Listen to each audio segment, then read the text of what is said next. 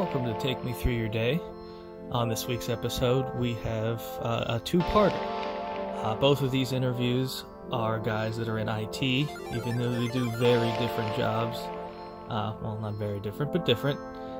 They're sitting in with each other because I feel like they had more questions for each other than I would for them. I don't really know anything about this stuff. So, this particular episode has some interesting hobbies in it, like, amateur racing or competition gun shooting. There's information on everything in here. It's kind of exciting. So, strap in, enjoy this one, and in the next episode, he'll also be in there chiming in. So, that's what that is. As per usual, if you would like to be interviewed, or you know someone who'd like to be interviewed, you can reach us at TakeMeTYD at Gmail and at TakeMeTYD on all social media. So, without further ado, enjoy the show. So my actual title is Junior Systems Administrator. Okay. But I do 30 different things that don't fall under that. But I mean, is it like a general IT thing? No, it's more along the lines of server management. That's what that title technically falls in line with, workstation management, server management, keeping things up to date, keeping things compliant, and locking down security in certain aspects. It's not full-fledged security, but you would work with a security team if we had one. But that's another part of my job. So. Yeah. Okay. So you're kind of a catch-all with that kind of stuff. Yeah. What's the business itself? You don't have to tell me the actual name, but it's just an online retailer, essentially. Oh, online retailer. Yeah. So if you would compare it to an Amazon or Walmart came out with their recent online seller, Central, I guess you could say. But yeah, it's just an online retailer. It has multiple websites that you can purchase different types of products on. Now, is it like a physical hub for the actual products, or are you just working with the, the data of it? It is a physical hub. There's multiple warehouses. There's one in and our main location is out. But yeah, it is a hub. But they do everything. They have the office spaces there, warehouses there that contains all the products, all the shippings. Everything's done in house. Mm-hmm. So, I'm assuming there's some kind of physical office that you have to show up to? Yeah. I wish there wasn't, but yeah. But no, I mean, it's an office with a desk and a place that you sit. Yeah, I have my cubicle and I'm locked in about 9 hours a day.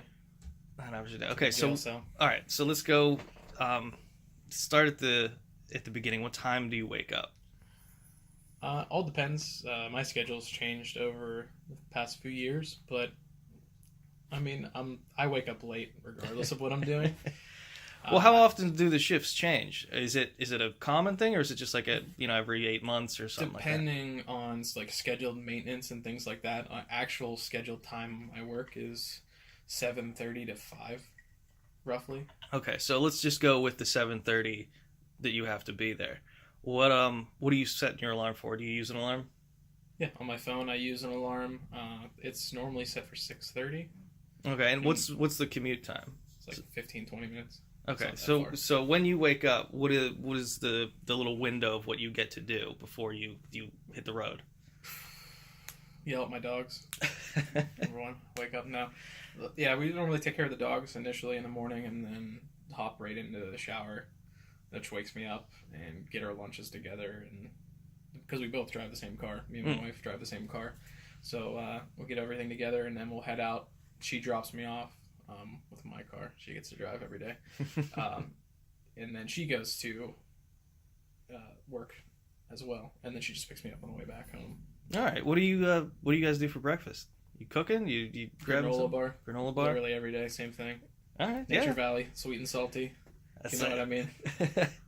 No, I love that. I love when there's some good answer like that. That's I'm always looking for. Yeah, we're pretty basic, and that's if we're lucky, really. I mean, because I'll normally take it to work, and then 9 seconds after I walk through the door at work, the whole place is on fire. So that's normally what happens. So the commute, do you listen to anything? Depends on what car I'm in. Well, just generally, music, podcasts, radio. Yeah, if it's on in the morning and 96.1's on because it drives to to So work as it's well. So general just pop of the time. Yeah, she just leaves that on. I don't really listen to music when I drive all that often. Like I said, it depends on the car. Because if I'm driving a car that I like to feel and enjoy, I don't listen to music. So just silent, just listening to the car itself. How was that car you got there? What is that again? The Nissan 240SX. And how's that running? It good runs. Manual, right? Good. Of course. Yes. I race that car, so I actually race autocross. Nice. SCCA events. How often do you do that? Not very often. I think it's like almost every other month. I think we end up getting to go because it's dependent on mine and my best friend's schedule. He has a busy schedule, so. How do you get involved in something like that?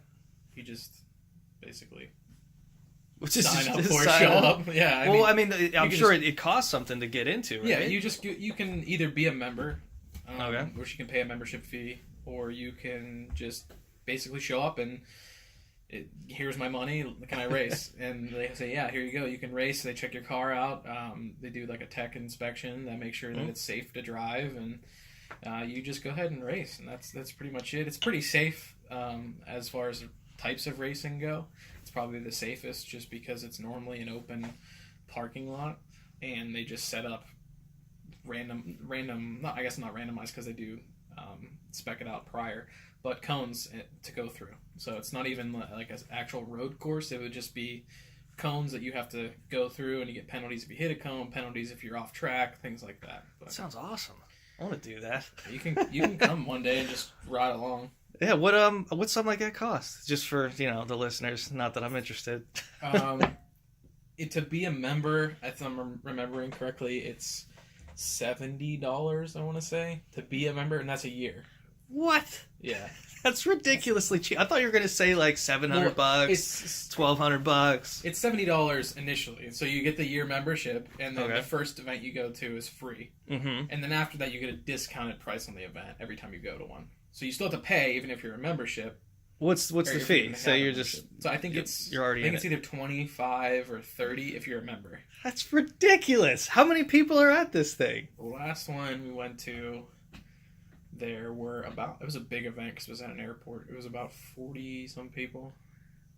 They're only like 1.5 minute runs. They're not really that long. So you get to do about 5 or 6 minute-and-a-half runs. Oh, it's still very exciting. I didn't even know that was a thing. Your heart races, I mean, I've even, we see cars go off course, hit like actually off course in the grass. We saw a Corvette when I was working the track, because you have to race and then you work the track. When I was working the track, one of the runs, Corvette was coming in way hot. It was an older gentleman, and he was just flying. He ended up oversteering, and I don't know if everybody knows what oversteering is, but you're going to whip your rear end out, and he ended up just spinning off into the grass. And I mean, you're looking at like a $50,000 Corvette, at least. I mean, it's not super new, but you fear like a car could have got mangled. Yeah. If anything had happened to it, I would have been real upset, because it's everybody's weekend cars. It's not professional.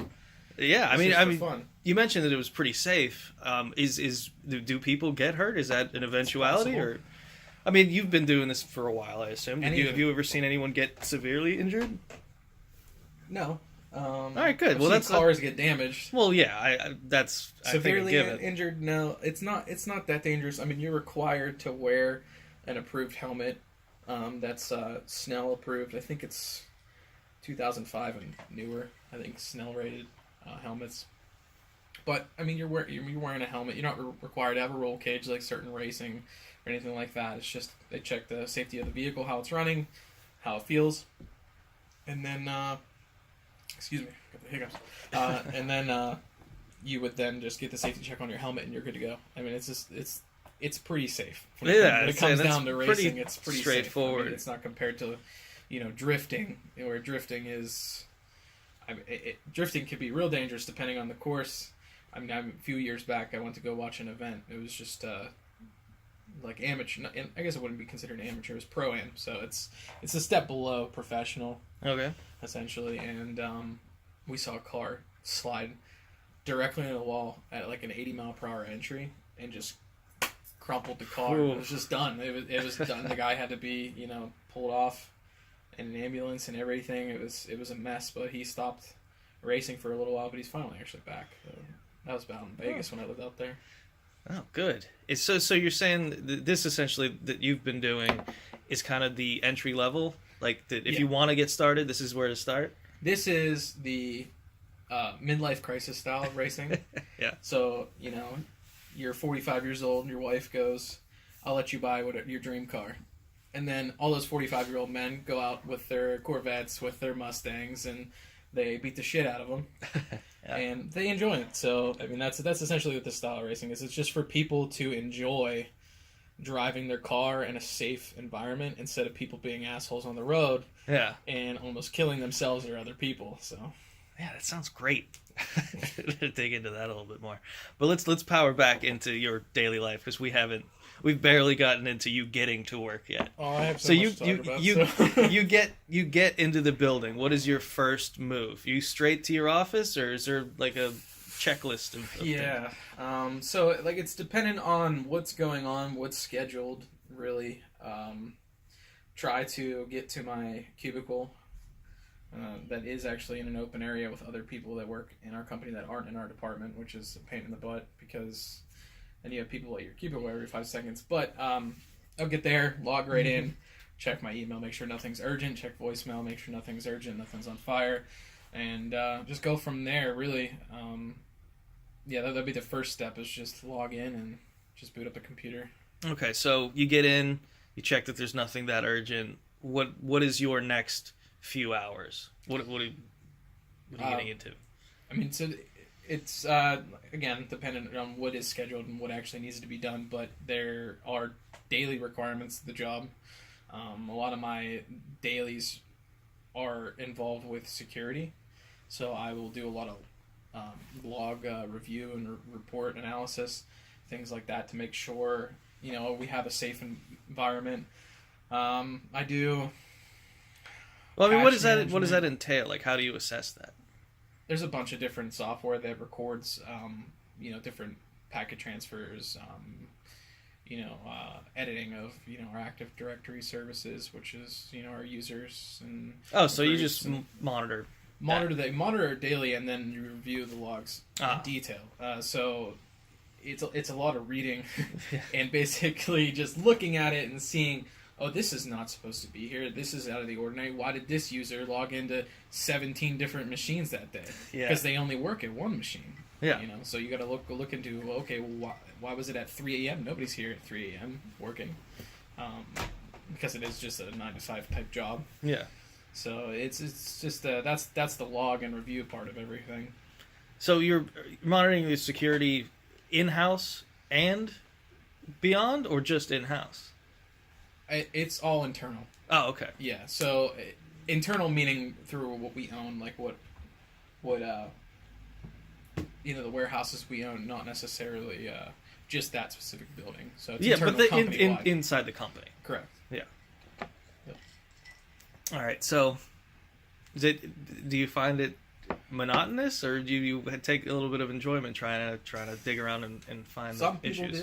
Some people do. I'm not one of those people. Okay. That's not really what I got in this field to do. What was your original intention? Original intention was I really loved working with different hardware and actually physically setting things up. Yeah. Which doesn't get to happen all that often. It does happen.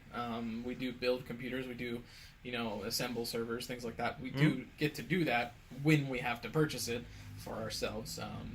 But it's not something like we get to do every day. A lot of the things we deal with is user support and assisting people within the company.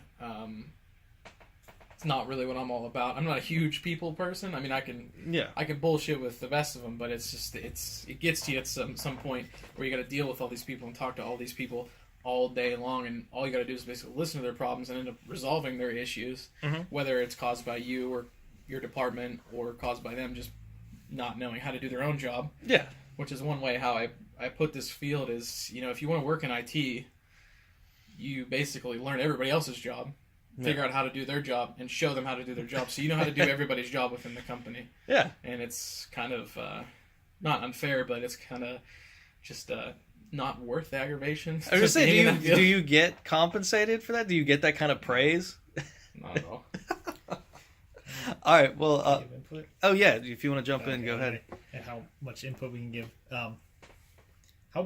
What's the value of the company? Like, how big of a company are we even talking about here? The value of the company. I mean, last year they think they made $32 million. Not profit, but total sales. Total sales. Yeah. That's what you chime in. Tell you the truth, there's not much profit every year. I can tell you that much, just due to the fact that the spending is put in the wrong place all the time, and that we have nothing to do with that. But fair enough. Well, I want to backtrack just a little bit because I want to dive into your background to get from, let's say, high school to where you are now. You want to paint just like give me the broad strokes of what you did to get from there to here. Okay, where do you want to start? Start in high school. What did you have in year high school? No, just general high school. Like, did you have an idea of what you wanted to do for a living when you got out of high school? Yeah, in a way, I did have an idea of it. Not necessarily my own idea of what I wanted to do. It was more along the lines of what my parents wanted me to do, or Yeah. more along the lines of what everybody else thought I should do, just because I was good at certain subjects, or I just had that familiarity with certain tasks. That's pretty common. Yeah, so people kind of not necessarily pushed me, but guided me in the direction of becoming an engineer, and did not appeal to me when I got to college and found out what engineering was about. Yeah. Which is basically just math all day long. You get to do math. It's not actually design. There are some design aspects to it, but the majority of it is math, and that's really all it is. I have a friend that ended up going to school for an engineer. It was our plan to go together and everything. He graduated as an engineer. Took him a few years to actually get a steady job, just because a lot of the jobs contract work. Once he did find, his job, he still does not enjoy it to this day. He's got to deal with all kinds of different issues that have nothing to do with engineering. Doesn't actually apply his educational experience, which I find is really common with college attendees. But yeah, so I was not pushed, but guided, I guess, into engineering. Found out it wasn't for me. So okay, you're in college. You're going for engineering. You realize this is absolutely not for you. What do you do next? What's the next move? Find out what I'm good. I'm different subject I'm good at, which was always computers, electronics, any type of electronic I could really fix or take apart and put back together, things like that. And then it just pushed me towards computers because it was something I could not necessarily, I wouldn't say easy to get an education in, but it was catered to what I knew personally, my personal background. So I went into that, ended up getting a job right out of school, and I didn't even have a bachelor's at that point, but I got a job right out of school in it, and I'm still at that job to this day. So that's okay. I thought there were going to be a few steps removed. No. I got right into this job, and I started as a support person, so it wasn't like I started as a systems administrator. I started as somebody calls you up, my email password is incorrect. I need you to reset it. That's what I started as. And then just over time, just responsibilities came, and it just added to what. And you eventually got to the spot where you're at. Correct. And we're just going to slam right back into present day. You're at your desk. You're doing this monotonous work. What's the next thing you're looking forward to? Is it lunch? Is that like what's... I think that's everybody's, but realistically, my lunch is never for myself. Like, if I'm at because I eat lunch at my desk, I don't eat in the cafeteria. I tend to not want to talk to people on my lunch. Oh, so it's just a convenience thing? You just rather eat at your desk than... Yeah, they have like a little eating area, and I don't feel like listening to other people's bullshit all day. Yeah. So I want to just, have that 45 minutes to myself. But since I am salary, a lot of issues just arise, and I get interrupted. I would say on a weekly basis, I probably get to eat lunch, without any interruptions, maybe like twice a week. Oh, yeah. So that sucks. And an 8 hour, it's technically not an 8 hour day, it's like a 9 hour day, but if you include that lunchtime in there, so it ends up being like a 9 hour work day instead of it's being an 8 hour and 15-minute work day. Yeah. Whereas would be in a normal position, you try not to get interrupted, but That's not mine. Okay, I'm trying to just get into the psychology of the job at this point. So you're not leaving your desk for lunch, and you still have how many hours in the day? Like, when's your lunch versus when you leave? It all depends on scheduling around other people in the department. Okay, so just like generally speaking, what are you doing from the in between? Is it just more of the same?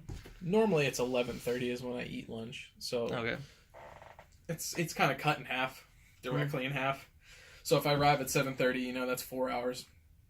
11:30, I'll eat lunch for 45 minutes, and then I'll just take the rest of the half of the day, to work and everything. And it's kind of cut right in half. There's very rarely will I take late lunches unless something is scheduled purposely over somebody else's lunch, like something needed to be done, or a server needed to be restarted over the warehouse taking lunch because they were having an issue earlier and the update can only be applied after a restart, like things like that. So if things aren't scheduled, it's pretty straightforward, just cut in half at lunchtime. Okay, so I was trying to find like checkpoints throughout the day to psychologically get through it. So you're saying that basically it's just get whatever you get, and that's it. Yeah, if you stay busy, like out not at your desk, stay busy. Like if there are things you're doing throughout the day that don't involve you staring at a computer screen, it goes fast. Go ahead. If you're staring at that screen and you're looking at these logs and certain things that you do every day, it just drags. That's what I was kind of getting at. But like say you're just solving problems. I imagine that's more exciting to be correcting other people's issues. It depends. So it depends on what the issue is, for one, and if the user actually had this issue prior and you already showed them how to fix it. And this happens, I want to say 80% of the time. You're constantly showing somebody how to do their own job, and it gets to the point where you just like, why do you even still have a job if you can't even perform your daily functions of your job? And I'm helping you perform those, and I'm not an accountant. I'm not, I don't work with products. I don't do those certain things. Why do I have to know how to do it? Yeah. Why am I better at it, for one? Like, there's no reason why I should be. You do this every day. So it comes down to what the type of problem is and who is having the issue, or if it's a widespread issue, things like that. Certain things get exciting though, they definitely do. All right, that's pretty exciting. The problem solving aspect of it. More so, like I just anytime I talk to someone who sits at a desk all day, I just picture torture. So yeah, I mean. It's exciting. I would say the best times to be working there would be whenever something horribly goes wrong, because that's whenever it's exciting. I mean, well, let's get into that. Do you have any good stories? Do you have any like just one-offs that are just like holy shit? Tons of stories. I mean, let's throw some at me here. All right, we'll go over two separate ones. One's more generalized, so it happens every so often. I'll start with a little background on it. We do. I'm responsible for training security for users, like user security training. Mm-hmm. So, don't click that link or don't click that attachment type of training. Yeah. They still click the links. They still click the attachments. You can't stop it. People don't care. They just don't care.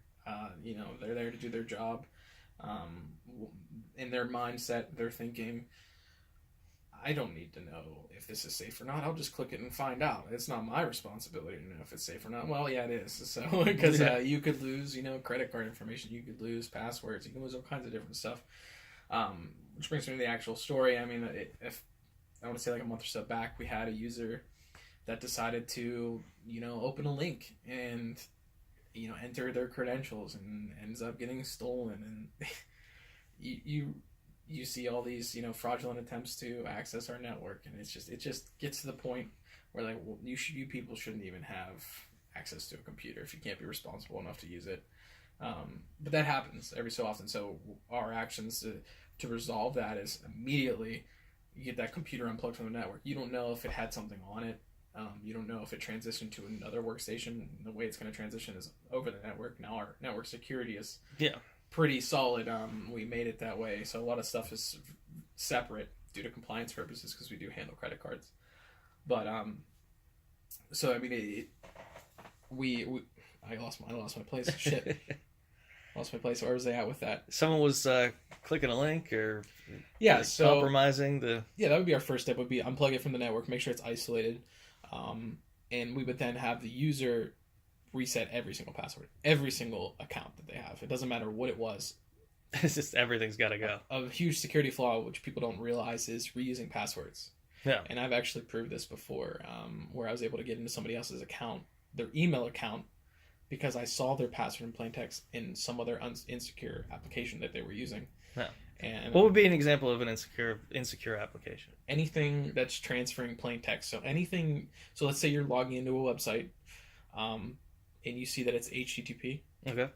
Any of that traffic, if the traffic is being captured at all, is all in plain text. So anything you entered on that site is in plain text. Anything that transfers. So if you logged into that website with the username and password, you use that password for your email, which is the biggest mistake. Your email password should always be different, no matter what. Yeah. Because every single user account you have for any other website is linked to your email. You can reset your password on anything. You want to reset your password on your Pornhub account? Guess what? It's you have your email. They're gonna get your password. It comes down to just personal responsibility, knowing what is the best practice. Well, it's absolutely terrifying to me. Like, one of our first episodes was a private investigator. Yeah. And he had such a doom and gloom look at everything. It's just like, nobody's safe. Nobody's being safe. No, we're all at risk, and nobody cares. 100% right. I mean, there's not any piece of electronic device in this world is connected to the network. Yeah. Internet, meaning the network. So anything that's connected to the internet, you put anything on that, guess what? At some point, it's going to get compromised. If not now, it's going to be compromised in like a year. You even see huge companies like Target, for example. Yeah. Had a huge compromise. All kinds of credit card information, social security numbers, things like that. That was a huge deal whenever that happened. And just think about it. I mean, all those people who use credit cards at Target, they didn't know if they were, if they lost all that information. I mean, I myself is a perfect example. I mean, you put your social security number into certain things. You apply for, passport. You apply for mortgage, things like that. You're giving people this information. My identity was stolen before. Yeah, so was mine. Yeah, I mean, chances are it's going to happen to every single person. It's nothing is safe. There's not a single thing in this world that's safe. You walk down the street, you could get shot. Yeah. You could get robbed just because, somebody wanted to... Well, my general thought on it is that everyone uses the internet.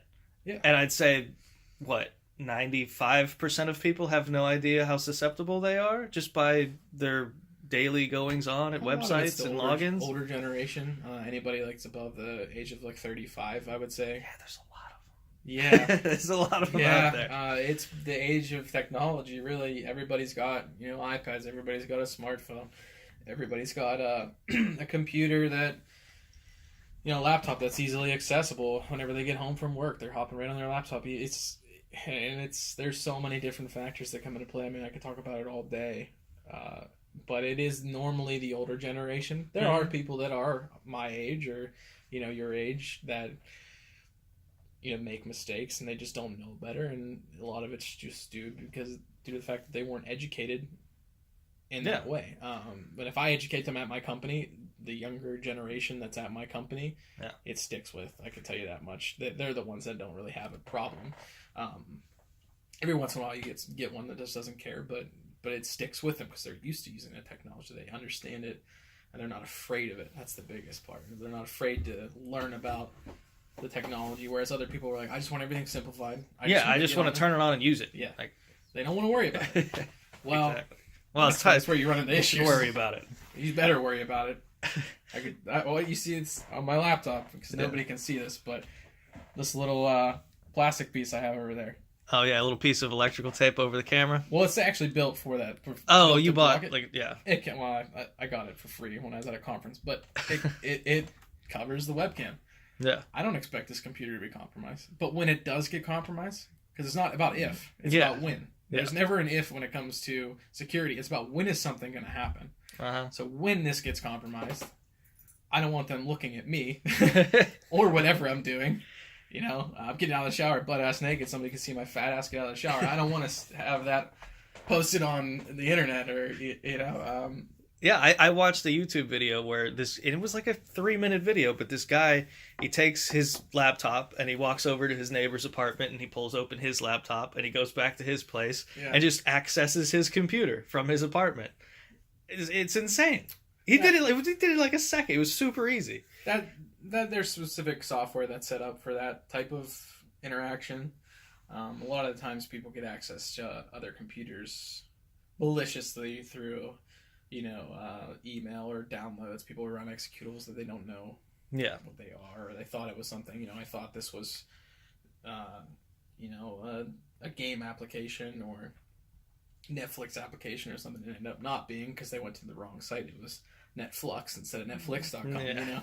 So it's all dependent on really the person, but like I said, it's always it's always when something's gonna get hit. Something's going to get compromised. So you always want to worry about it. I don't trust webcams at all. Yeah. I don't have them plugged in if they're on a desktop ever, unless it's 100% needed to be used at that time. I have every laptop I have covered. I don't want that to, people have privacy. They don't want it to be. Yeah, exactly. I lost my train of thought. I had another thought about there's that. lots to talk about. Did we get sidetracked through the story with all the doom and gloom, or was that because you said you wanted to get into two specific stories? You were giving us the actual scenario, but what actually happened from the scenario? What was the big punch to it? That specific instance was, we didn't know if the computer got compromised, but even if if we end up figuring out that it didn't get compromised, we still take measures in order to protect that user and protect that computer.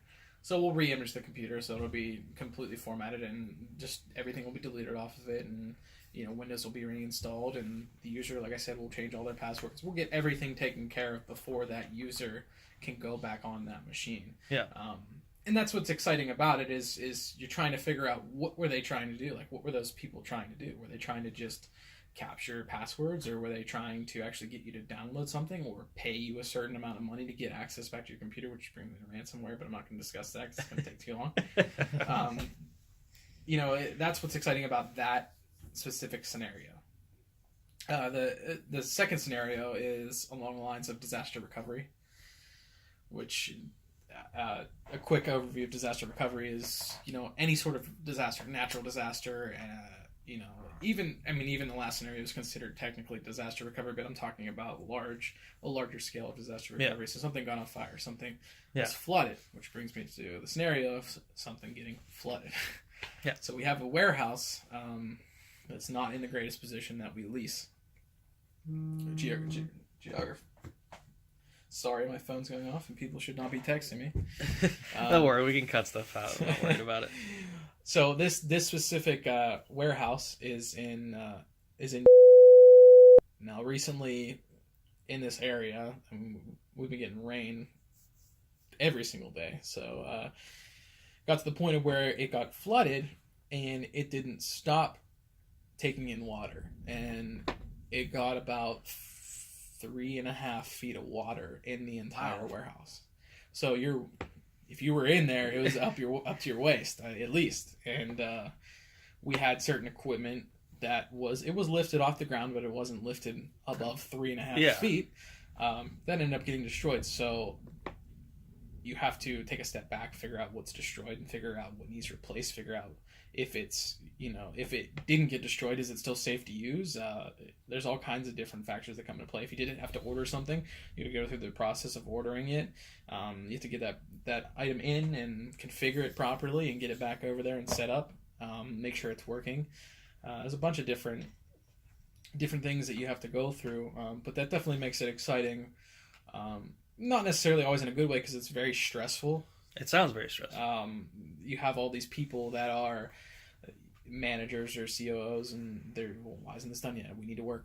Well, you have 3 feet of water in this building, so until this water is out of here, I can't really do anything. It does. It gets really stressful. And people don't understand the amount of time things take, and that that really hurts our department because people think that, oh, well, I need this. Well, can't you just take it over there and set it? Can't it just be able to set up right now? No. Does it look like I have that to go set it up? Does it look like I have this extra workstation you're requesting to go set it up right now? Even if I did, it's not going to take a day to do it because, you know, I got to image it and then I got to install certain software on it and then I got to make sure it's on the proper network. You know, it doesn't, people think that here's my piece of hardware. All I got to do is pick it up, drop it off. Well, go back to the flooding scenario. What do you physically do? Like, I don't know how long something like that would take. I have no idea how invasive you'd have to get or how long it would take to recover even a portion of that. Just our equipment or just no? What like what's the all right? Your thing's flooded. You get all the water out. Now what? So I mean, it's dependent on if you're talking about our equipment or if you're talking about like the company's product. I'm saying someone higher up is like, I need you to do this as fast as possible just to recover the data and get the network back. And... yeah, things like that. So what goes into it? I mean, first is the analysis. You have to determine what's broken. Yeah. Like you have to know what pieces are working, what pieces aren't working. And since it was a flooded scenario, the condition of the electricity within the building kind of fell under us, even though it shouldn't have. Yeah. So I had to speak to an electrician, make sure everything was safe before we started plugging anything back in. So any of the equipment that was working, we didn't plug it back in until we knew 100% that it wasn't going to damage the equipment once we plugged it in, because one of the pieces of equipment that we lost was a UPS device, which handles protection against, you know, any fluctuations in voltage or just any shorts like that. And it's also battery backup on top of that. We lost that piece of equipment.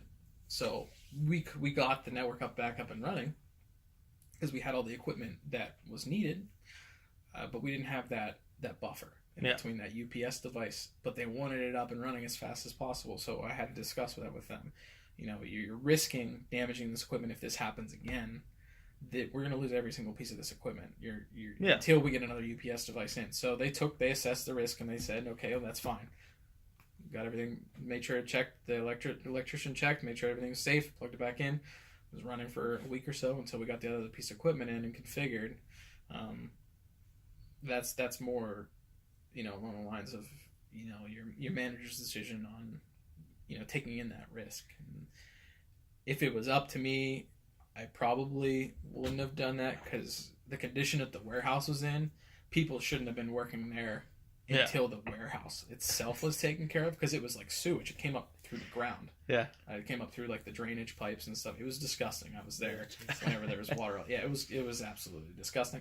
So I mean, how do they work in those conditions? I mean, it's unethical to make people work. I just pictured a bunch of people in canoes and laptops, like, we're doing our best. Yeah, so it's more along the lines of warehouse work. It's all warehouse work. There's no office work at that specific warehouse. Oh, so they're just handling physical.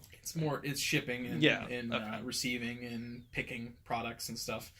So most of the stuff's done on like mobile devices, and the packing stations all have their own, you know, desktops and everything, and actual desk areas, and they wanted them up and running. And you can't make people work in shit, literally shit, like especially not in their job description. Like I'm not gonna stand in shit all day and smell. Like I was over there 4 days of the first week, and 4 out of 5 days, and it was disgusting.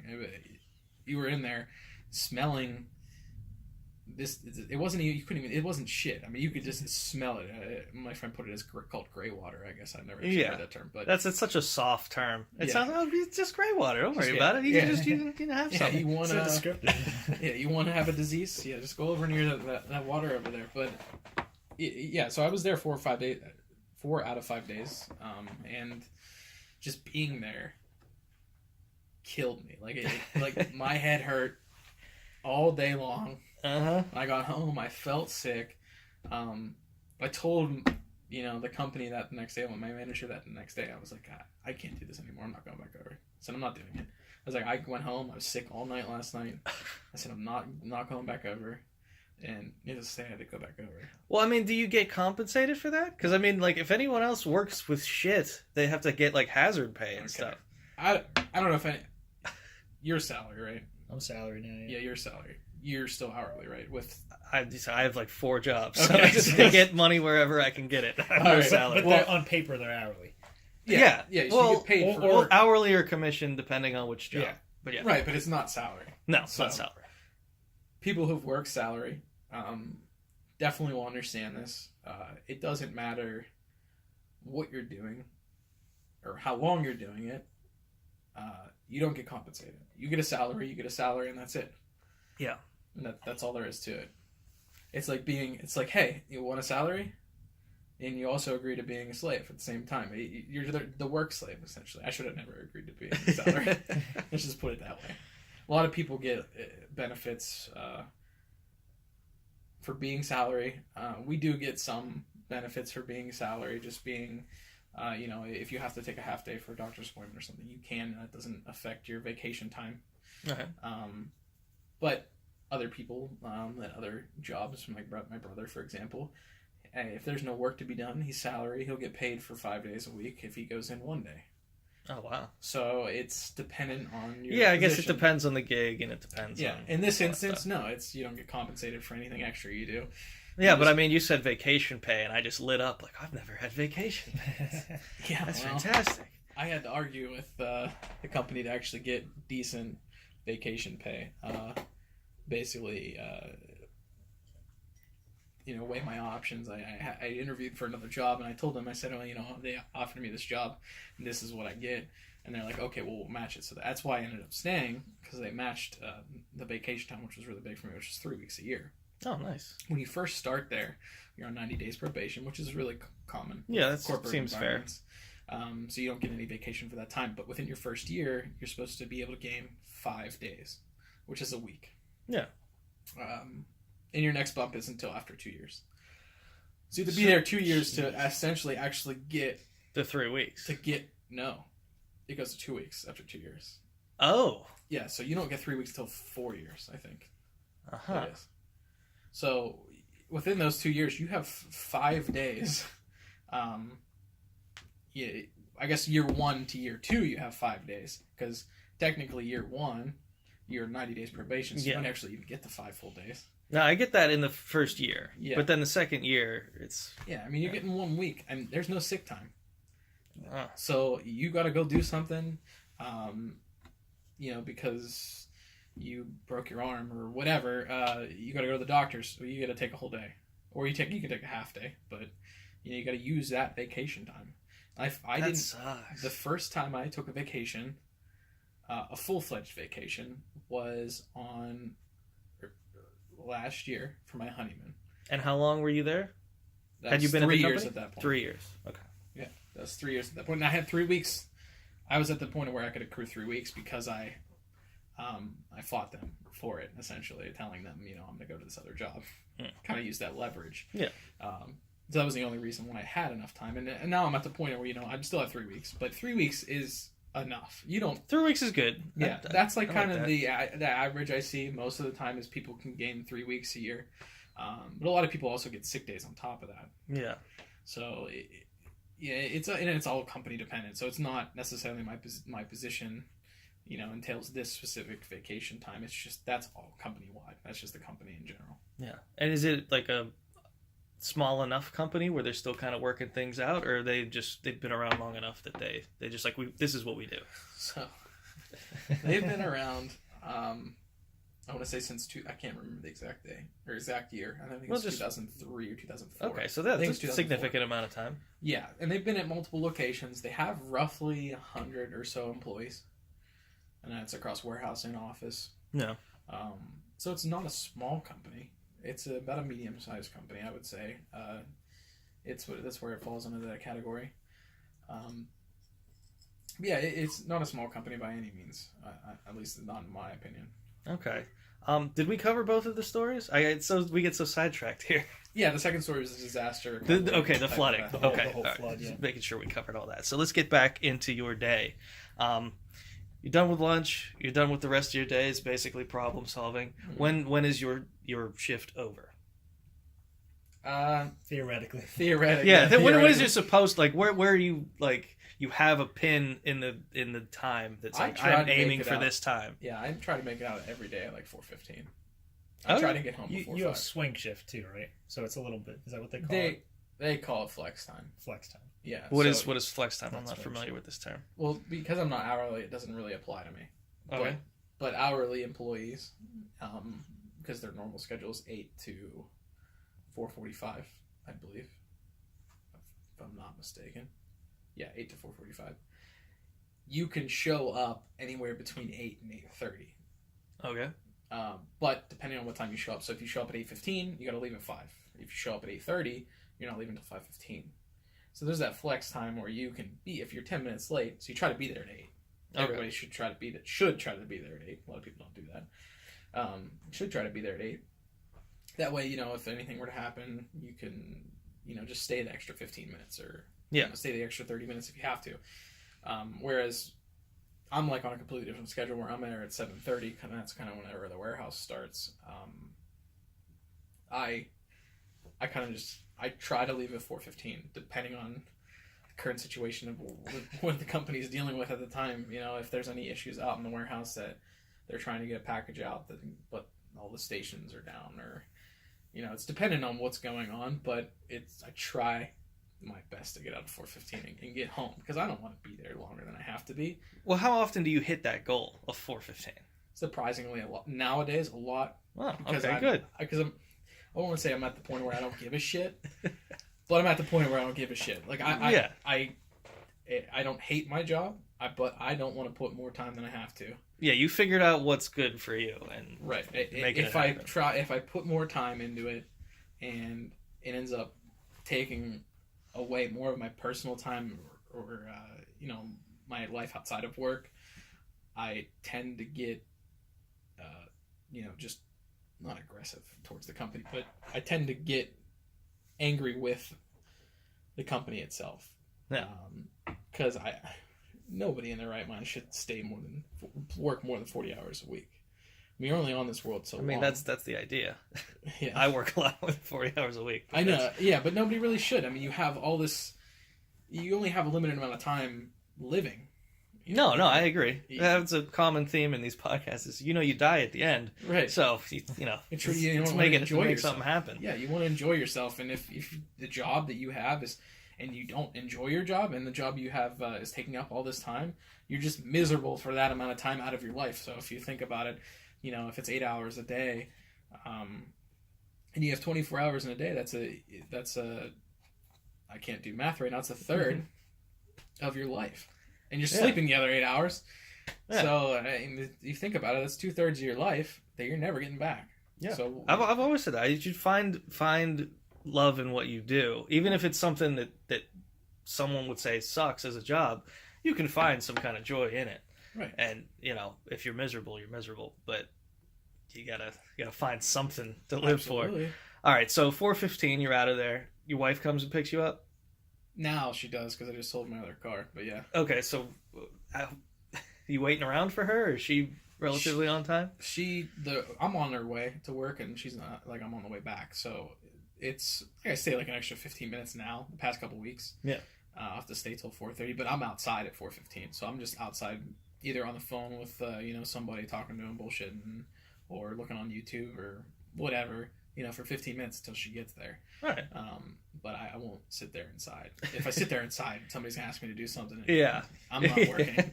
Yeah, so take your distance. Yeah. I want to backtrack just for a second before we get into the other stuff.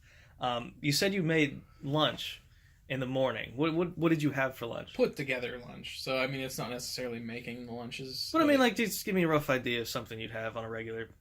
it's lunch. Leftovers from the night before, or we'll have lunch meat, sandwiches, stuff like that. Just generic lunch stuff. All right, good. Yeah. No, I just wanted to jump back because it popped into my head, and I was like, I didn't ask about it. No worries. I mean, I don't want to say weird things, but just whatever you got going on, it's fine. Yeah, so I mean, we already have the granola bar in the morning. We're going to talk about food now because I'm fat and I like food.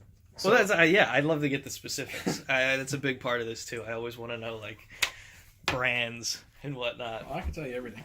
So, we'll start out in the morning. We already know the granola bar, Nature Valley, sweet and salty nut, dependent on, there's 2 nut types, almond, peanut. Tell me which one you prefer, because I have strong feelings. Okay, good. Me too. We're all on the same page. Far superior than the peanut. peanut gets to the point. It's just too normalized. Like you know what it's gonna taste like. Yeah. The almond one is different. It's something different. And, you have peanut butter all the time. It tastes They're also too good at making shitty peanut butter nowadays. Yeah. Like just fake peanut butter with too much stuff in it. Like real peanut butter tastes significantly different than... Oh, absolutely. It has all the extra oils and stuff in it. Yeah, it's completely different. But yeah, so we had that granola bar. Covered that. Delicious. Sam's Club. Delicious. I don't know about nutritious. Definitely delicious. Definitely not nutritious. They have sugar, a lot of sugar in it. You can get them at Sam's Club, normally on sale. Like $3 off the big pack. But lunches, it's Tupperware lunches. It's the leftovers the night before, chili. A lot of times chicken and rice, or some sort of mixture with rice. Mm-hmm. Sandwiches, and if we do sandwiches, I like to actually have like a side of chips. Yeah. So like Doritos or just plain chips. If I eat a sandwich, for some reason I just have to have chips. It's some potato form. Yeah, it's something like that. Something to snack on while you eat the sandwich on top of it. One of the snacks we have consistently, you hear the phrase of an apple a day keeps the doctor away. Mm-hmm. We don't eat apples, but we eat this apple sauce that comes in a pouch.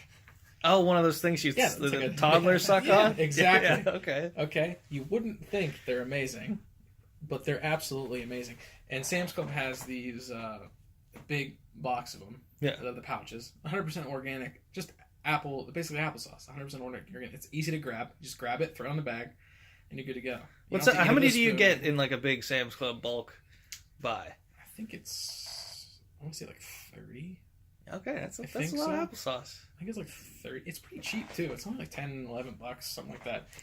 It's not that bad. And it's Members Mark, so it's Sam's Club brand, but it's organic. It's better than having like all the schmutz sugar added bullshit. You die a year later from cancer. Yeah. But yeah, that's one thing we consistently have. Bananas is another thing. Okay. And that's sometimes we do it with breakfast. Sometimes we eat it as a snack. Yeah, good hand fruit. Yeah, but those are that pretty much covers all the, covers all the food that we take to work. All right. What are you guys doing for dinner? You guys cook or eat out, or what's the common in your household? Recently, we've been eating out a lot. What's the weapon of choice? What are you getting? Oh, we eat whatever. At this point, nothing is appealing to me. Like you just had it with food. Yeah, I just had it because most of it's fast food. So if you're eating out, it's fast food, and at this point, it's just. Oh, let's go to Taco Bell. All right, let's go to Taco Bell again. You don't want to go to Taco Bell, or you don't want to go to Wendy's or any of these big chains because it's just lost the taste, just lost that flavor, the enjoyment out of eating it. And we've been eating there recently a lot, just because I'm in school full time again. Oh, I don't know you were still to finish my bachelor's, so that I can move on in my career. And what is the goal? What's the next step? To get out of this company. Well, yeah, but I mean, like, what is the ideal gig? Like, I really want to work a state job, so I want to work for a school district or some sort of state employment. Okay. Just because they're, people say that all your pension's going to run out. No, it's probably not. People think that it's probably not by the time I'm ready to retire. But I really like to have a pension. It's really significant to have one compared to not having one. Mm-hmm. If you didn't invest your money properly, at a young age, a very young age, I'm talking like when you're 18, you start investing. Yeah. You didn't do that, you're pretty much screwed whenever you retire. Yeah. It's what it comes down to. So I'd like to get like a state job, preferably where my wife works now, at a university. Okay. Because they have, good benefits, they have a good pension, and people get hired there, do their job and their job only. Nice. Which is really big for me, is I don't want to get into another position where I have to learn how to do 20 different jobs and consistently be responsible for all these different types of jobs. Yeah, just do your one thing and get really good at it. Right. Yeah. You never can really get good at it if you're always jumping around. Your mind's scattered all over the place, so you never can sit down and focus on one thing and understand it to its full potential and be a real professional. And I mean, you can if you invest enough time, but who has that much time? Yeah. All right, so that basically covers the day. And normally we get into the fun stuff, and we will, because I just typed up new fun stuff. But before the mics were on, we had some hot gun talk. Now, I forget what we were even talking about. About your shitty shotgun? Yeah, of course. There is that. But we were off on some tear. You said you shot in competition? Yeah, it wasn't any like national event. It's just local USPSA events. Okay. And it's very interesting. I did not get into it until this year. Okay. But whenever we started, we were going at every single event that was there because we wanted to get better and better and better and better. So we did that. We went to, it's called East Huntington, and you can keep that in there. Okay. East Huntington Sportsman's Club. They're a very friendly group. They helped us out a lot with learning beginner techniques and just understanding the rules and things like that, because you're firing guns competitively with other people around, so you have to be safe. I mean, there's a lot of rules to it, but we started to do that, and it's all handguns. Okay. That we do. We just really enjoy doing that. It's not easy, I can tell you that much. It takes a lot of practice, and it costs a lot of money because ammo is not cheap. So, well, let's go into just like the racing, how to get into it, and then we'll go into the details of what actually you're getting into. For the racing or the shooting? The shooting. What's like first step? Like you're interested. What do you got to do? First step is to go to, I think it's their first event of the year. Okay. If they do their first event of the year, they have what's called like a training day prior to that. So anybody that's new, like beginners welcome, they go through every single thing. If you have any questions at all, they'll go ahead and assist you with it. You don't even have to shoot that day. You can just watch everybody. Okay. That way you get used to it and know the roles, things like that. To really get into it, you need like physical things. You need to have any sort of handgun. They'll place you in a class based on what handgun you have. Okay. Certain handguns have to have it's certain modifications. You can't have certain modifications in certain classes, just like how you race and you have certain classes. Exactly. So you're assessed and then put into what camps are doing what. Right. So you would put in certain classes. Now you would shoot with all kinds of different classes. So your next person that goes after you could be in a completely different class. Just the rankings are based off of your class. But yeah, you need a firearm. You would need to have a secure, sturdy belt, and you need to have a holster that covers your trigger guard. So so nothing would, Is there like a benchmark of belt that you'd look for? Oh, there's all kinds of different belts. Is there like a gold standard though? Is it like a lot of them are custom made? To tell you the truth, like mine is custom made. You have to measure your waist size and send it to them, and you have to tell them if you want like a 1.5 or 1.75 or 2-inch thickness of the belt, depending on your holster and your magazine like holsters. It's all dependent on that. There's a lot that goes into choosing the proper belt. And you just want a good rigid belt, fits you well. That's not going to fall off or anything like that. Yeah. But yeah, you want those magazine holsters are really helpful because you do reload a lot within the competition.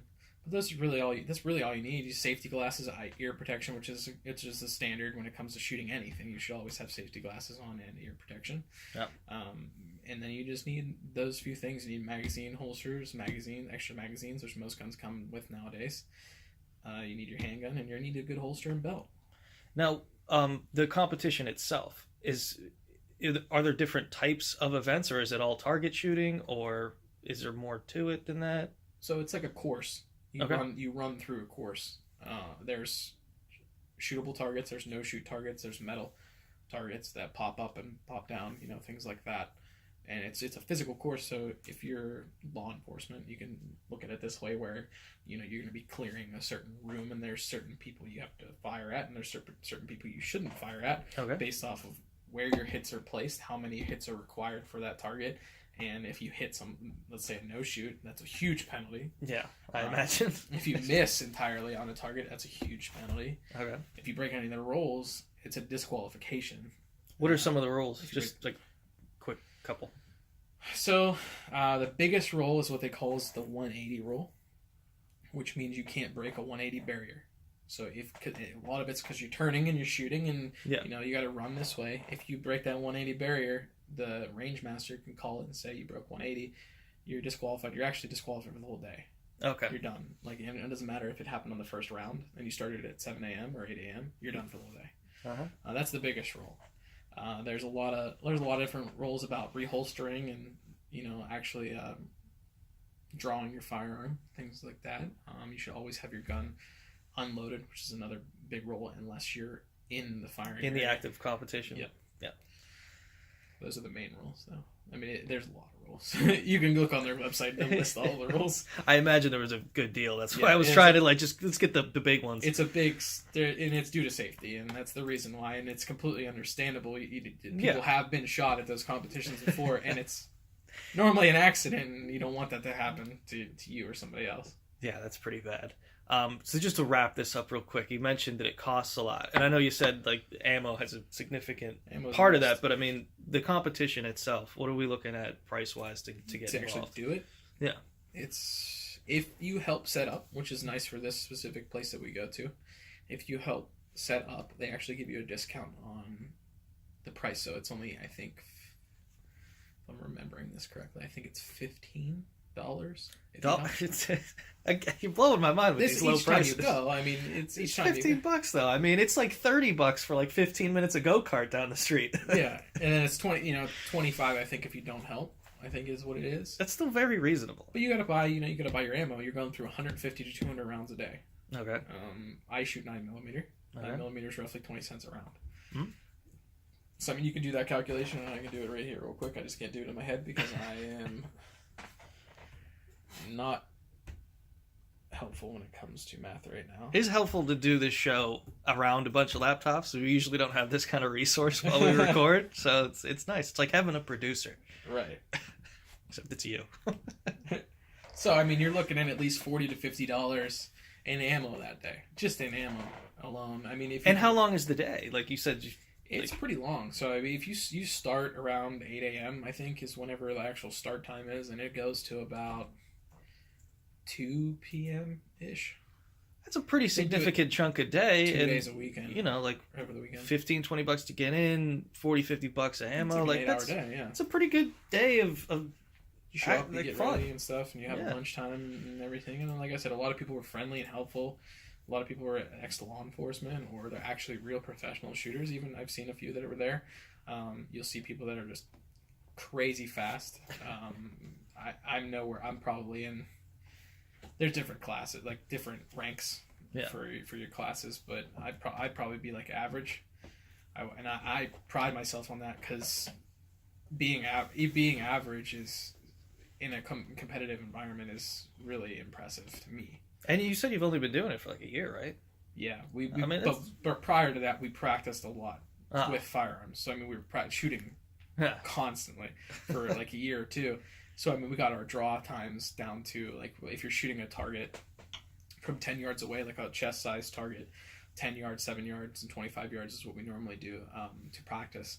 And from a draw, we would get our draw times close to 1 second, so it'd be like 1.2 seconds. We'll have a shot on that person. So you hear a beeper, shot, and it's done. That's how fast it is. So if we ever go shooting, I'll show you because I have my own setup and I can show you how to do that. Yeah, that'd be awesome. But so you have that 1.2 seconds. That's not even that impressive. I mean, that's like the average is 1.2 to like 1.4 seconds of a draw time. Right. Whenever I first started, it was like 3.2 seconds, 3.5 seconds. Because you want to line up the sights and everything, and you get to the point where you have that muscle memory where you're just out and you have that just a split second. You see that they're lined up and you're done. You crack it off. It's done.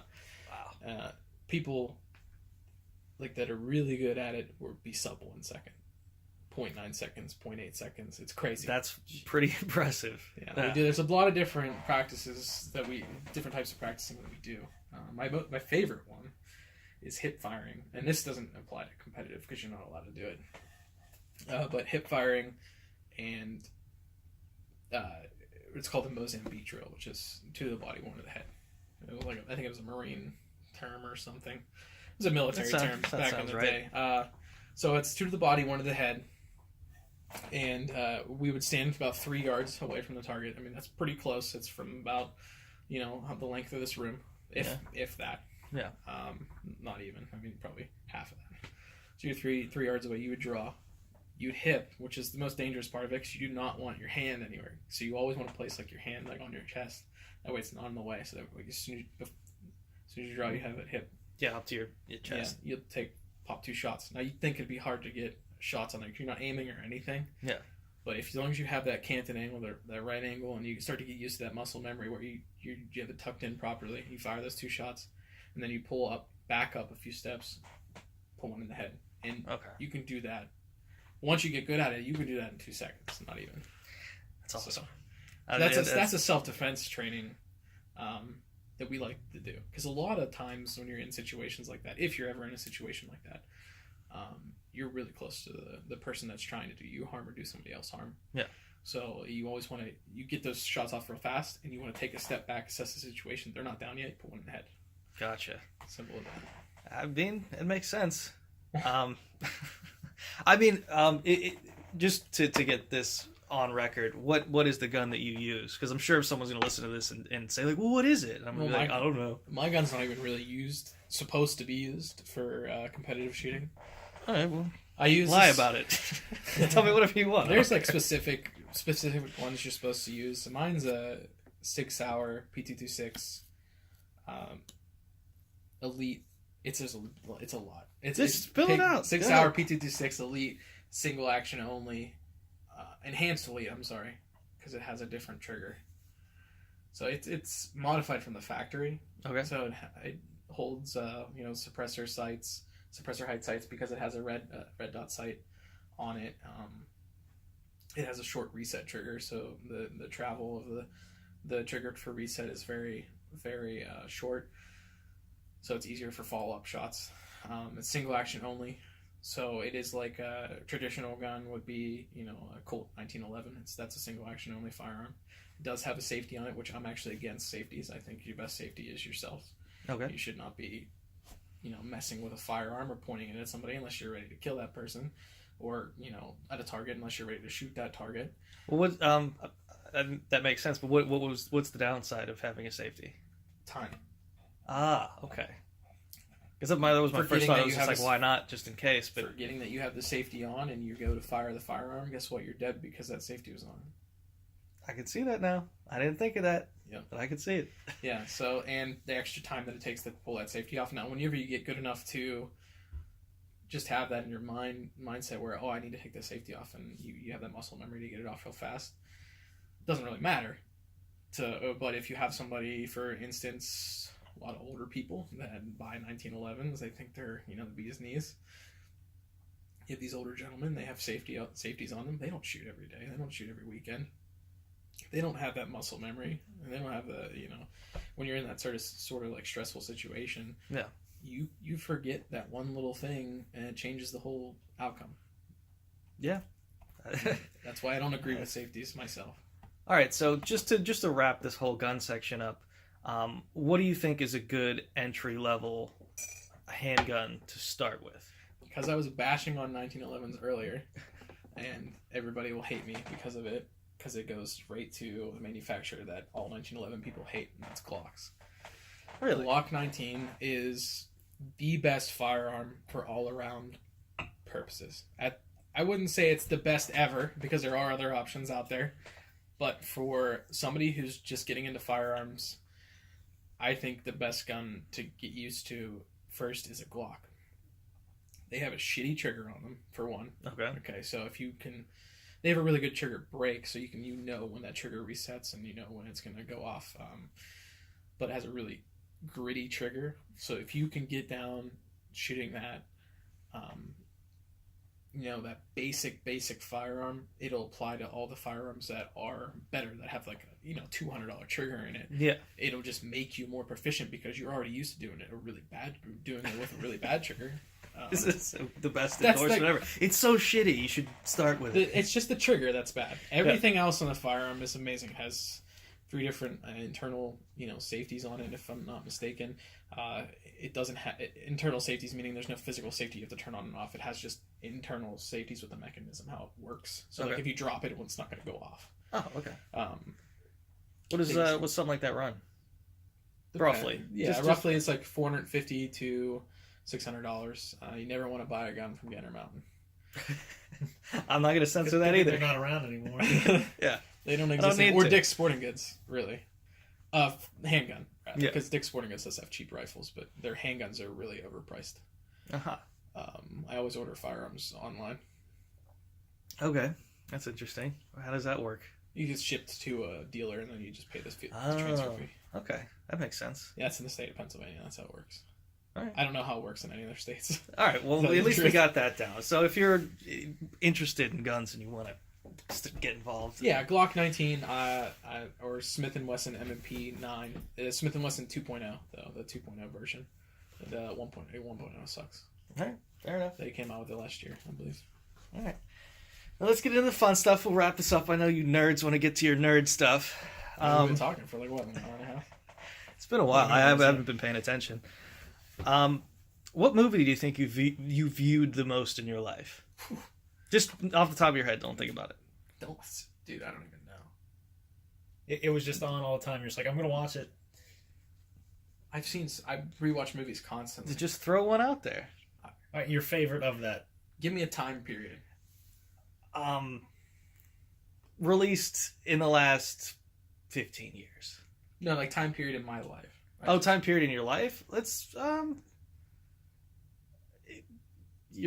just do it. Yeah, just all right, so like 0 to 10 when I was a child. Yeah, give me several then. Fuck it. Like Disney movies were awesome. My favorite one was Hercules when I was a kid for some reason. I don't know why. Okay. It was always Hercules.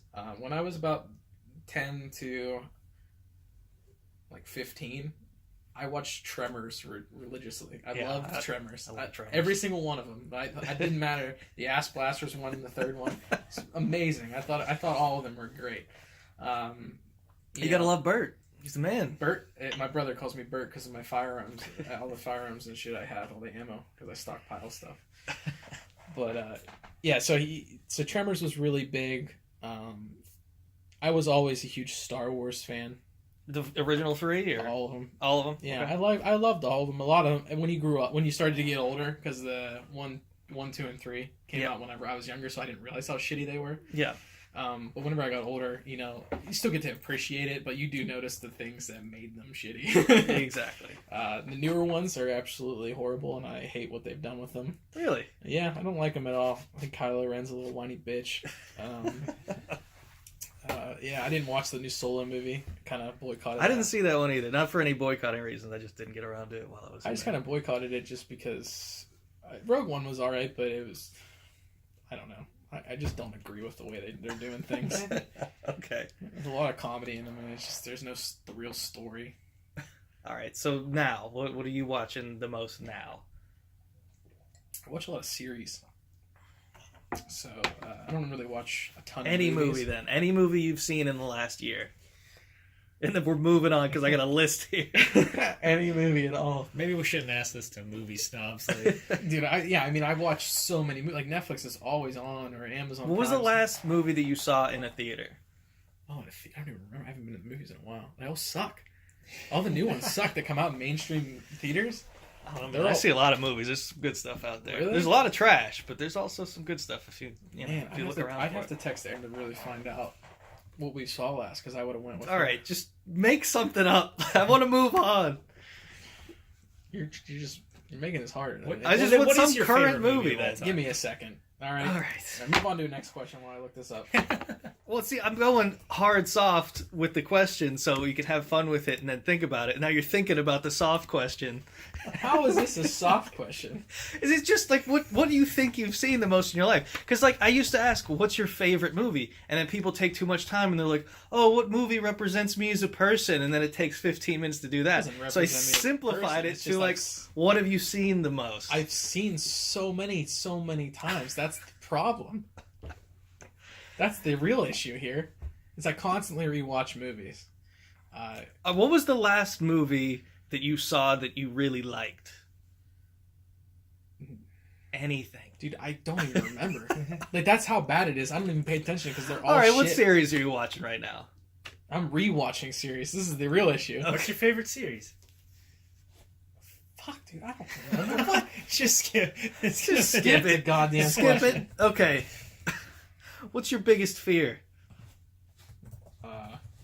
being poor, I guess. I don't know. All right, see, that was straight. So, What kind of soap do you use? Whatever's fucking cheapest. Good answer. What's the best advice you ever We got? got sound on here. Best advice I've ever gotten. Just in general? Yeah, just in general, just in life. I don't really take other people's advice. All right, good advice.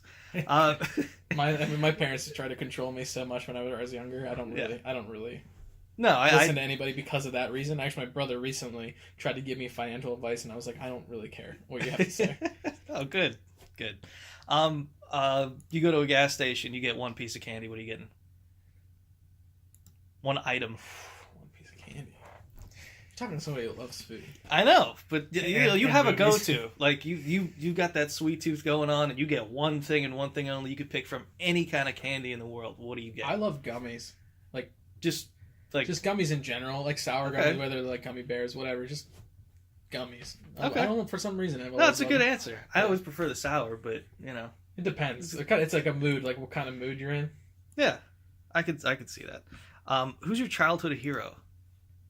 Shit, when I was younger, it was Allen Iverson Okay. from the 76ers. That was when I was Yeah. younger, though. I don't really have a hero at this point. I guess it'd be myself. Good answer. Good answer. Originally, yeah, you want to live your own life, you know? Do you have any pet peeves, like just in life in general? Or what's your biggest? Unnecessary noise. Like Unnecess- squeaking or like my dogs licking themselves. I can't stand that unnecessary I can noise. second that. The licking themselves, like cats I cleaning can't. themselves. Yeah, I can't stand that unnecessary noise. Like that background noise, and people don't notice it, Mhm. and I notice it. Yeah, I'm But the I think same that's way. because I think I'm just- insane. That's the only explanation. Is that I'm absolutely crazy. You're just more observant. I think so many people in life are just checked out and don't notice just everything going on. It should just bothers me. Yeah, no, that's a great answer. What was the last pic you took with your cell phone? You don't have to show me, just, I'll show you. You threw it on the Phone guy floor threw over it. there. Threw it because I was pissed off. My wife was texting me. It's like, I'm in the middle of something, lady. And then somebody wants me to play fucking Fortnite. Who plays that goddamn game? Last picture I took. The very top one. Let's hope it's not my balls. Let's see. It's of my road because they're ripping up my fucking gas line that runs into my house. Well, they're ripping up the whole gas line. So what made you take the picture? I sent it to my boss. Oh. Because I work from home on Friday, and I just sent it to her to give her an update of what they were doing. Because I had to be home because I had to go in and out of my house because of they just like safety concerns because the line runs throughout my house. They had to check for leaks and stuff like that, so I had to be home for that. All right. What type of music do you listen to and why? All kinds of music. I try to stay away from this new age like pop stuff. I can't stand all these new rappers and Post Malone bullshit. They all fucking blow. All right. But I listen to a lot of like Iron Maiden stuff like that. Even old school rapping. Like I love Ice Cube for some reason. Yeah, like great. Fridays, Ice Cube, like right in that Friday area. Yeah. Spicy food, not spicy. Spicy. Okay. I can't do insane spicy. But just like as a general, like you'll get like let's say Quaker Steak and Lube. I would be on the scale. It's like an Arizona Ranch. Is that what it is? Arizona Ranch or something like that? Yeah, everyone around here is closed. Oh shit. I don't even remember now. So my whole comparison doesn't even apply to this. Right, we'll just call it middle of the road spice and move on. I stole this directly from Pete Holmes' show, but what's the hardest time you ever laughed? It's always ever dumb shit. Oh, it always is. But can you think of a time? I couldn't think of the exact time. No. But it's always over dumb shit, and you're always like at the point of where you just can't breathe anymore, and you're crying. Yeah. Do you have a tipping custom primarily, or do you just assess as you go? I always leave at least 10 to 15% no matter what. Okay. It's dependent on the service. Okay. It's no, I just service. it's a very vague thing that I like to put out there just to see, just to test the waters. It's of what never people are over into. 20% though. Okay. For some reason, I just don't think it warrants to be over 20%. And this is just inside a restaurant. Yeah. I don't know why. I'm just that way. No, that's a perfectly reasonable answer. Let's see, if I gave you $1,000 now, what would you do with it? And if I gave your 18-year-old self $1,000, what do you think he would do with it? Since I'm not that much older than 18, so I'm only 25. But that's still a big psychological difference. Yeah, 18 I and didn't 25. own a house or anything back then. If I had just $1,000 right now, right now, what would you do with it? I'll just throw it in the bank. I mean, I just sold that one car for $3,000-4,000. I just threw the money and that's good. It's a very responsible answer. It's a good one. Yeah, now 18, you get $1,000 that's just thrown at you. 18 at the time. If I was, I'd probably throw it in my car because I'd be living at home. Yeah. I would put a part on my car or do something like that, something with my car, or maybe even buy something video game wise. Okay. Yeah, that sounds. Because you don't really have financial responsibilities at 18. You're not there yet at 18. You're just still living at home or you're in college. Do you have a cocktail that you're into? Anything pop into mind? I love recently whiskey sours. Okay. Now are we talking like old school whiskey sour, or are we talking just some whiskey and some sours mixed? Yeah, basically. Okay, fair enough. No, it's good. They're good. They're delicious. Where do you see yourself in 10 years? 10 years? Hopefully working for the state, like I said before. Yeah, I guess we kind of covered that one. I probably could have skipped that. Yeah. All right, hopefully working for the state, just so I'm in a good position. I want to stick at a position where I'm going to be for a long time, and I hope to be at a different house too. I want to sell my house within the next few years. Also, children will be in play soon, hopefully, depending on if we can even have kids. I don't even know. Well, it's not like we try. But that's the general idea. You're talking about it. Yeah, 1-2 kids maximum. It's a good number. As soon as I get 2 kids, it's gonna get snipped. Hey, you do what you got to do. What kind of toothpaste do you use? Again, whatever's cheapest, but I think we use currently Colgate. All right. Like the one with like the mint pieces in it or something. Yeah. Let's see. What do you wish you'd learned earlier? Just earlier in life? One thing that you wish you'd known, earlier in life. That you know now. How education doesn't really mean how smart you are. Okay. I say that's a great answer. Yeah, people can't expect to just go to college and be like, oh, I'm going to get a great job. Yeah, you'll probably get a great job, probably suck at it, and then I'll be the one fixing your problems. Great. I love it. Let's see here. Is there anything you could change about yourself that you'd want to change about yourself? Lose some weight. I eat way too much food. Love food. Lost it before, gained it back. Lost it again, gained it back. Just a horrible cycle. And one to go out on. This is the last thing. I'm not going to get into everything. If you could do anything, like your dream job, anything in the world, what would you do? I originally wanted to become a police officer. But in the current status of our country, it is not the greatest decision. It's not advisable. People hate the moment. police. I mean, they've always hated the police, but they hate them even more. I don't want to get into any racial stuff, but all these groups that are being created are just straight up against police and actually don't have real views. It's just, I'm against the police because I want to be against the police. If you actually look into it, they don't actually have any real feelings besides I hate them because, this one cop shot somebody. Yeah. How many police officers in this world that are protecting people every single day? Yeah. There's a lot of great dudes out there. My best friend is a state trooper. Like, he sees it on a daily basis. Now, he doesn't really run into people that have issues with him. Well, yeah, I imagine a state trooper would have less. Right. But he's at an event right now in D.C. He's on like a 10K running event or something. Mm-hmm. I guess they're protesting down there right now.